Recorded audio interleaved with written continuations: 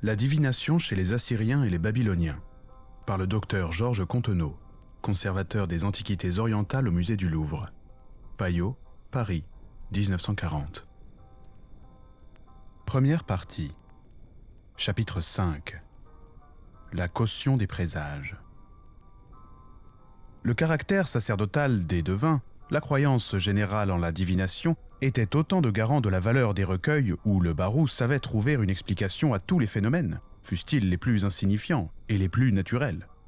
Mais il s'y ajoutait le prestige d'un long passé, argument de poids pour les Babyloniens dont on sait le traditionnalisme.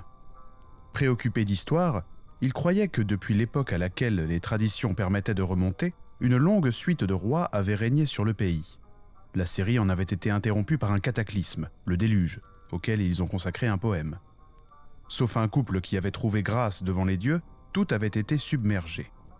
Après quoi la royauté redescendit du ciel, car les insignes du pouvoir sont censés y résider, et le dieu Anu les remet à l'élu de son choix. Les Babyloniens distinguaient donc entre deux séries de rois, ceux d'après et ceux d'avant le déluge. Les rois d'après le déluge, à part les tout premiers, correspondent à la période historique qui débute vers 3000 avant notre ère. Les rois d'avant le déluge sont purement mythiques. On y compte des héros comme Gilgamesh, des dieux comme Tammuz. En un mot, la tradition se mêle à la fantaisie. Et à ces rois, parmi lesquels ont pu se trouver des personnages historiques, divinisés par la suite, les scribes ont attribué une longévité fabuleuse de plusieurs milliers d'années. L'historien Bérose, qui vivait au début du IIIe siècle avant notre ère, a popularisé ces chiffres sur lesquels bien des archéologues se sont penchés en vain, dans l'espoir de les réduire à des durées raisonnables. La divination remonte à Enmeduranki, roi d'avant le déluge. Parmi ces rois, il en est un, le 7e de la liste, Enmeduranki de la ville de Sippar, dont les Grecs ont fait Eudorakos de la ville de Pantibibla, qui régna, selon les listes, de 21 000 à 72 000 ans, et à qui fut attribuée l'invention de la divination. On s'accordait à voir en lui un homme doué de toutes les perfections physiques, d'où la nécessité pour les fils d'Enmeduranki, les futurs devins, de n'être affligés d'aucune difformité. Ce n'est point tout, puisque la divination était depuis l'aurore de l'histoire un moyen d'information pour tous, peuples et rois. De grands événements avaient été prédits par elle. Nombre de rois au cours de leur règne auraient été avertis de leur victoire, de leur défaite, de leur mort même, grâce aux présages. Ceux-ci, dûment recueillis, furent transmis d'âge en âge. D'abord parce qu'ils constituaient un exemple pour le cas où ils se reproduiraient, et, sans doute aussi, parce qu'ils constituaient des cautions, des répondants de la véracité des omens. Présages royaux. Texte historique qui les mentionne. On a longuement discuté l'historicité de ces présages. A-t-on vraiment conservé parmi la masse de prédictions qui ont été faites au roi celles que l'expérience avait vérifiées, ou les a-t-on composées après coup? La découverte de chroniques historiques, où se retrouvent les éléments de ces omens, a permis une étude plus complète de la question. Nous la devons à L.W. King. Par une confrontation minutieuse de ces chroniqueurs et des versions assyriennes et néo-babyloniennes de ces présages, L.W. King a été amené à conclure que la portion de chroniques se rapportant à Sargon et à Naram-Sin et les proportions historiques des deux listes de présages proviennent d'une même composition originale. La version néo-babylonienne sert de plus près la chronique que la version assyrienne. Celle-ci, quoique souvent plus détaillée que le récit néo-babylonien et la chronique, a souffert de plus d'altérations dans sa transmission. Recueil de présages qui les rapporte. Il est bien difficile de prendre parti, et la vérité a chance d'être cherchée dans un moyen terme. Le fait que des chroniques rapportent les événements dans des termes à peu près semblables n'affirme rien. En raison des transmissions si nombreuses des traditions jusqu'au jour où a été écrite la tablette en cunéiforme qui nous les restitue aujourd'hui, il y a pu y avoir unification. Vraisemblablement, nous devons nous attendre à un enrichissement de la tradition. Ce n'est pas une seule mantique qui a prédit tel événement fameux, mais plusieurs. Affirmera-t-on qu'en présence d'un présage astrologique qui avait été vérifié, les aruspices du foie, les devins qui observaient les naissances, n'ont pas appliqué, après coup, un des présages de leur technique aux mêmes événements? La chose est bien probable. En tout cas, nous nous trouvons en possession d'une matière extrêmement touffue, cohérente, et l'on pourrait faire un livre de présages royaux. En présence de mêmes cas prédits par diverses mantiques, il serait possible d'établir des rapports entre elles, presque même les lois qui les régissent, ou au contraire, d'en constater l'inanité en face de contradictions flagrantes.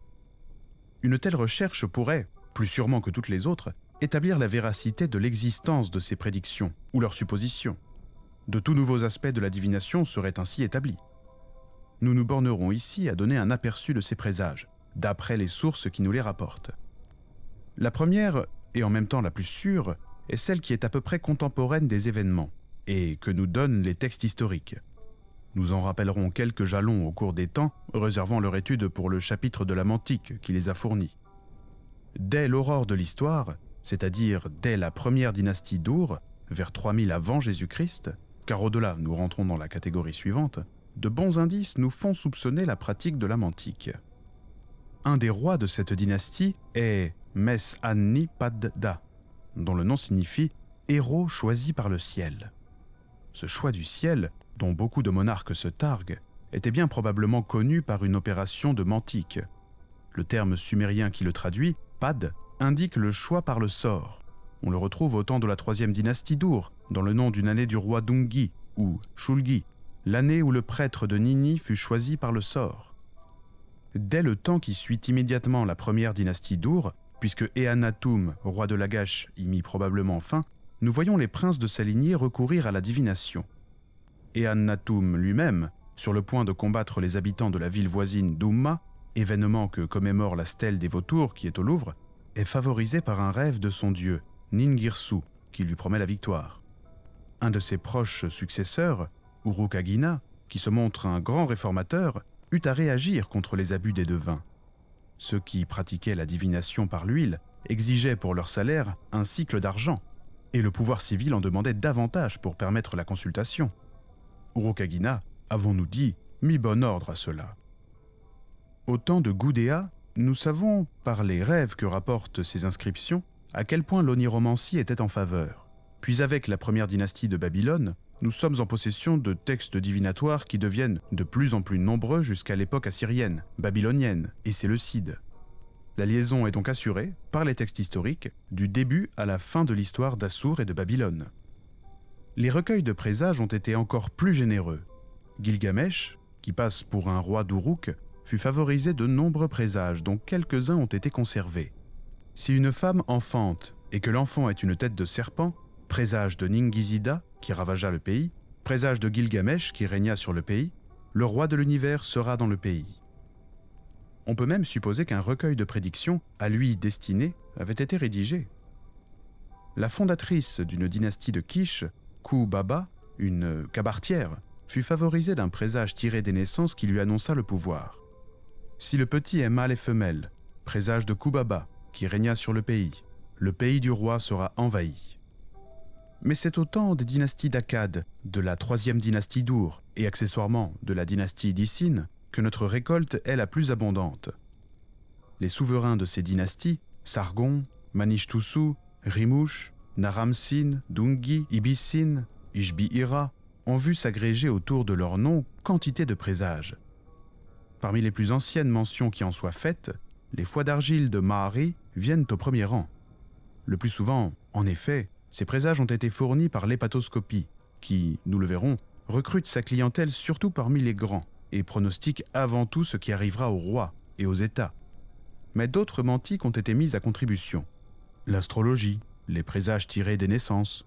Nous en donnerons quelques spécimens en précisant à quel mantique ils sont empruntés. Présages concernant Sargon. Hépatoscopie. Petit a. Présage de Kish concernant Sargon. Petit b. Si le Pantu est comme un Nimshuku et n'a ni vésicule ni doigt, qu'à la droite de la vésicule une pointe se dresse et qu'on ne voit la gauche, que devant lui la gauche de la vésicule est fendue, oracle de Sargon contre qui, par suite de cet omen, Kashtubila de Kassala se révolta. Il marcha contre les gens de Kassala, les frappa et les défit. Il subjugua leur puissante armée. Il réduisit Kassala en ruines et en poussière. Il ravagea le pays assez pour que les oiseaux ne puissent plus y habiter. Petit c. Si le Pantu est comme un Nimshuku et n'a ni vésicule ni doigt, et que devant lui on compte 7 fissures, oracle de Sargon contre qui, par suite de cet omen, les anciens de tous les pays se révoltèrent et l'assiégèrent dans Agadé. Sargon sortit, les frappa et les défit. Il subjugua leur puissante armée. Ils furent ensevelis sous leurs biens alors qu'ils appelaient Ishtar. Petit d. Si le Pantou a, fragment manquant, et que sa tête le fend, fragment manquant, et qu'il perce, oracle de Sargon qui marcha dans les ténèbres et à qui une lumière apparut. Astrologie. Petit a. Si la planète Vénus, fragment manquant, présage de Sargon, roi des 4 parties du monde, fragment manquant. Présage tiré des naissances. Petit a. Si une brebis met bas un lion et qu'il ait une tête de bélier, apaisement de Sargon qui prit le pouvoir sur, fragment manquant. Petit b. Si une brebis met bas un lion et qu'il ait une tête de renard, présage de Sargon. Petit c. Si une brebis met bas un renard, le commandement d'Enlil instaurera des années comme celles de Sargon dans le pays. Cette étable s'agrandira. Idem, le roi, grâce à sa tante, augmentera la durée de son règne. Présage concernant d'autres rois de la dynastie d'Akkad. Petit a. Présage d'Akkad concernant Rimouche et Manash-Touchou. Petit b. Si la tête de la vésicule biliaire enferme, c'est-à-dire recouvre, la glande lymphatique et est entourée d'armes, présage de Rimouche, lui aussi Urumouche, le roi que ses courtisans tuèrent en le frappant avec leurs sceaux. Petit a. Présage de Naram-Sin, qui s'est emparé de la ville d'Apishal. Petit b. Si le Pantou a 2 doigts et qu'à la droite de la vésicule une pointe se trouve, qu'on voit la gauche, que devant lui il y ait 7 fissures, qu'à gauche de la vésicule il y ait un enfoncement, présage de Naram-Sin, qui en raison de cet omen marcha contre la ville d'Apishal et la mina. Riche Hadad, le roi d'Apishal et le gouverneur d'Apishal furent réduits en esclavage par ses mains. Présage tiré des naissances. Petit a. Si une brebis met bas un lion et qu'il ait une tête d'âne, présage de Naram-Sin. Petit b. Si une vache met bas et que le petit ait 2 têtes, 2 poitrines, présage de Naram-Sin, qui, fragment manquant, le pays. Présage concernant Ibi-Sin, 3e dynastie d'Ur. Hépatoscopie. Petit a. Présage d'amoindrissement d'Ibi-Sin contre lequel une fraction de son pays se révolta. Petit b. Lorsque le pays d'Ibi-Sin se révolta contre lui, le foie se présente ainsi. Petit c. Présage d'Ibi-Sin concernant la ville d'Ur, que l'Élam réduisit en ruine et en désert. Astrologie. Petit a. Si la planète Jupiter, à son lever, dirige son côté antérieur vers l'ouest, si on voit le côté antérieur du ciel et s'il n'y a pas de vent, une famine aura lieu, le règne sera malheureux.